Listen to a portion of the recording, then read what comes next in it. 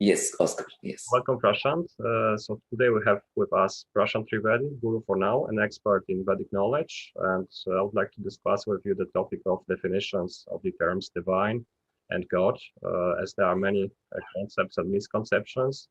Some, like Greg Braden, say that God is not of any form, but is a process.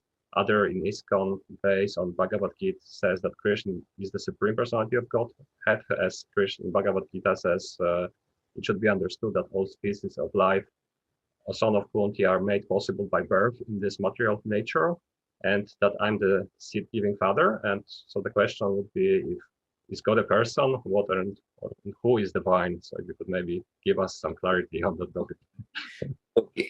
Okay, Oscar. The thing is, everything starts with words, right? Like, so God is an English word. What is the language now known as English? Okay, so now there are a lot of gods. Yeah. It's not God is not a singular term in English, because there are many gods. So like Islam people will have their own God and definition, and Judaic people will have their own definition of their God, and then there is a Christian God, which has certain characteristics, and then like you said, ISKCON has their own definition of that term. So this term is a very vague term. I would consider a very vague term, can be used in many ways, and a lot of times the God out here is gender based. Like it can be a male god, or a female goddess when it's called goddess. Okay, So it is a term which is very vague, and sometimes if it's used as a thing like generator, operator, destroyer, which is also like given later, it was not the original intent. So original intent was to create the vagueness, and that vagueness has spread around the world, and that was its purpose, to make this term. Divine is slightly more scientific term compared to God, because at least it talks about diverse. Vine means branching, diverse branching, but it hides the phi ratio part. Diverse branching in phi ratio. Okay, the golden ratio part it hides, because you can't get that from the word divine. Okay, there's no phi in it. Okay, now again, we are in English language still. We are in that language, and I'm sure a lot of other languages have different terms for the same concept. Okay, so I would like to go back to a root like terminology in a root language called Sanskrit. Okay. Now, Sanskrit, the term for the same thing is Paramatma. Okay. Paramatma. Okay. You can find it in all Sanskrit texts. Okay. You can find it even in texts which is ISKCON talking about. Okay, this Paramatma word. Okay, Paramatma. Okay, which is related to another Sanskrit term called Atma. Atman, which is related to every being. Like each being has an Atma, A-T-M-A, Atma. Yes. Okay. So, which is now called spirit in English. Like, okay, spirit. Okay. So, Atma, and the Atma is not the same in everyone. Okay. It has levels. So Atma has got levels. So Atma has levels like these beings, Atma can be at this level of coherence. Another being's Atma can be at another level of coherence. Okay. So there are different things like Jivatma, Mahatma, Devatma, Rishyatma. Okay. There are various levels and hierarchies within the Atma concept. Okay. Okay. And at the top of this hierarchy, at the very top, is Param Atma, which means supreme Atmas, the supreme being, the supreme self. Okay. Which I find is the most unambiguous definition. It's very clear. And it is not neither male nor female. It has no gender. Okay. So first, gender issue finishes with that. There's no gender issue. Now, it is a very specific term. Okay, very clear. So it takes away all of this fiasco, any other name. It takes it away. It just is this. Okay.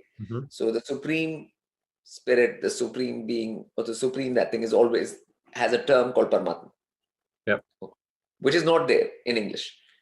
There is no English version of Paramatma, because the Atma concept is not there. You have to have the Atma concept first to have a Paramatma. Okay. So the whole thing is lost in languages actually. The whole problem comes from language. Okay. When you use a root language like Sanskrit and use Paramatma, do you know what I'm saying? Because the word Krishna, for example, okay, comes from Krishna has meanings in Sanskrit like dark hued, dark colored, Yep. To do with Krishi, agriculture. There are different root terms, agriculture, dark colored, like these kind of things, So it is related to a particular aspect of nature and creation. Yeah. Not everything. Okay. So the only thing which is everything in Sanskrit, in any Vedic text, is Paramatma. There is no other terminology which can be given. Now that Paramatma can be like obviously take a form anywhere in any plane of existence. Okay. It's a being, just like you are a Atma, and right now you have this physical body, and you call yourself, your name is Oscar right now. Yeah. Okay. So you have also taken a form here on this particular plane called Earth right now. So if Atma can do it, okay, why can't Paramatma? Okay, it makes no sense that Paramatma can't do it.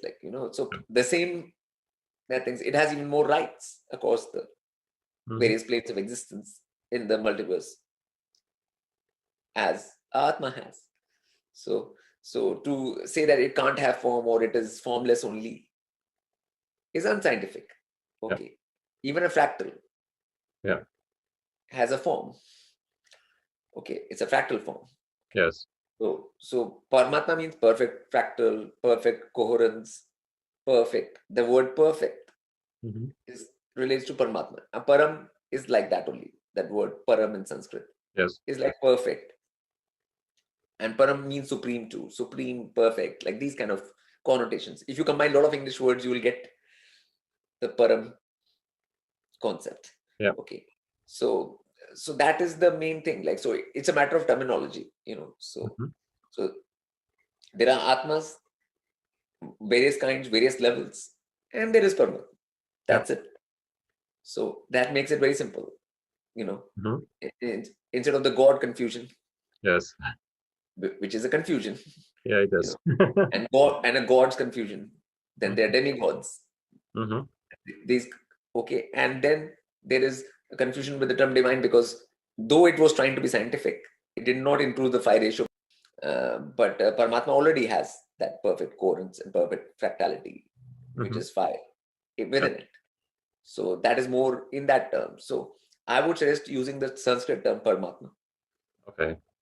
For people with all languages, no matter what, to understand the concept, to be clear about the concept, and then there'll be no further confusion about different names which crop up, for that thing, so there'll be no confusion about this thing from this point on, and the generation, operation, destruction parts, the Trigunam, which are the three devs in Sanskrit, like in Vedic is Brahma, Vishnu, and Shiv.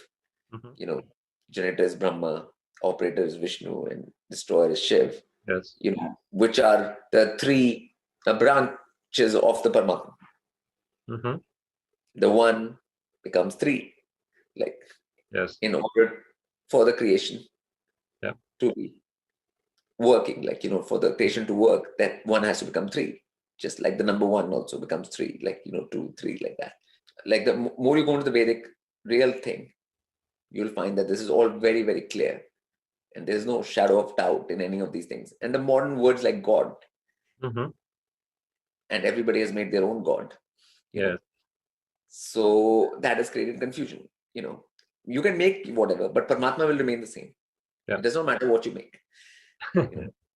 You can keep on making whatever, and if some people have chosen the name Krishna to call it by, I don't know why they don't call it Paramatma, because even Krishna will have no problems with that term. Yeah. Okay. Yeah, right.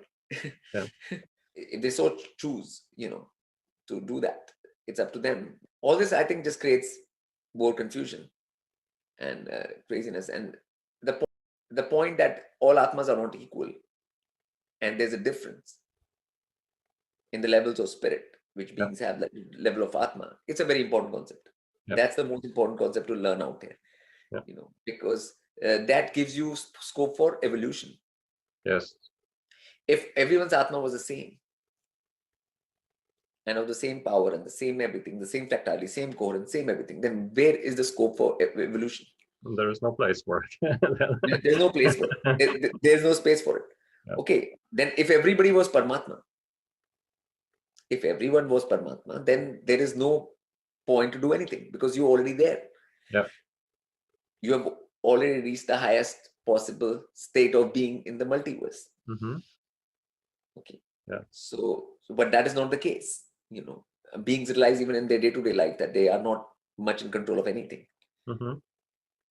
Let alone the whole thing. So the more beings are in reality, this Atma concept brings you to reality that even at the deepest down, at the core level of your being, you have limitations. Yeah. Unlike the new age concept of unlimited, and according to new age principles, your internal that thing, being the self, the core self is unlimited. Yeah. What the Vedic is saying that even that Atman is limited. Yeah. Even though it does not die. When you die, Mm-hmm. It takes another body and and its bodies can change, but it is not unlimited. Yeah. In Islam, they even say that there are like two Atmas in the heart. So there's the Jiva, the Atma, and then there is this part of Super Atma, of Paratma Atma actually. So they call it Chaitya Guru. So they have the concept that there are like two Atmas there. Yes. Yeah, that is, I only say that in the Vedic, there's only one Atma. Okay. Being. And that Atma, since it's also a fractal, will always be connected to the bigger fractal, which is Paramatma. Yeah. There will always be a connection between Atma and Paramatma. Okay. Yes. But doesn't mean that Paramatma has to sit right there inside you. Yes. Do you know what I'm saying? Yeah. For you to have that connection. Okay. Yeah. Just the term Atma and Paramatma automatically creates a connection, even because the Paramatma has Atma. Yes. Okay. And Atma. So the word itself has connection, but doesn't mean that it has to sit right there. If that was the case, again, no need for evolution. Yes, exactly. So it's already there. It's already there. So again, it takes away all need for evolution once more. Yeah. So if that was the case, then Arjun never needed to ask any question to Krishna. Yes. Yeah. Exactly. Because he had this Paramatma sitting inside him. Yeah. He could just ask to him. Exactly. Inside. Yes. So we wouldn't have any Bhagavad Gita, and we won't have any of these things or any of that talk necessary. So again, this is just another sort of myth which has been propagated, illogical, just to misguide people. I mean, there are so many misconceptions which are being floating around, which I call part of darkness, like age of ignorance. Yeah. So, and for that, more nonsense has to be spewed in order to confuse matters more. Like Atma is finally under Paramatma, that is clear. Yes. Okay. But not within your being. That's why beings have free will. Mm-hmm. Free will is coming from where? From Atma only. Yes. Because your Atma is free to act. Yes. as it wills. Yes. Yeah, that's true. It makes sense. Yeah. If there was no separation and there's no that thing, it'll never have any free will. So the concept of free will also comes from the concept of Atma only. Yeah. And only that being part of your being. Yeah, so exactly. Every being has an Atma. Mm-hmm. And that's a fact. And they are at different levels of evolution. Yes. And grades and power and everything, so as a whole. Yeah. So that's all there is to it. It's a very simple concept, if people understand it, or it's very scientific, in scientific you can terms partial fractality, perfect fractality, the difference between partial coherence, perfect coherence. That's all it is. So So you say in your Git that the original creative spark, which despite having created all the creations and dimensions, lies outside of it all. So could you maybe elaborate on that part? Okay. Like Paramatma, I put it as like a spark, because like the Atma is also a spark, right? Inside you. Yeah. Okay. Now you can consider that like another spark. Okay. But Paramatma creates the whole thing. Yeah. But then it still has to be outside. It can't, like, even if you participate, Yeah. you still outside the game, Yeah. you might not get caught up in it. Mhm. For example, if a computer game person creates a computer game, Yeah. now a lot of people around the world are very into that computer game, and Yes. they are playing madly and going crazy about it, and you are the creator of that. Play that game once or twice, okay? Yep. But doesn't mean that you will get caught up in it, Yep. like all these other people who are caught up in it in that kind of way, Yep. So that's what I mean. Okay, that's why it's outside. Yes. So my gratitude, Shiva Narayan.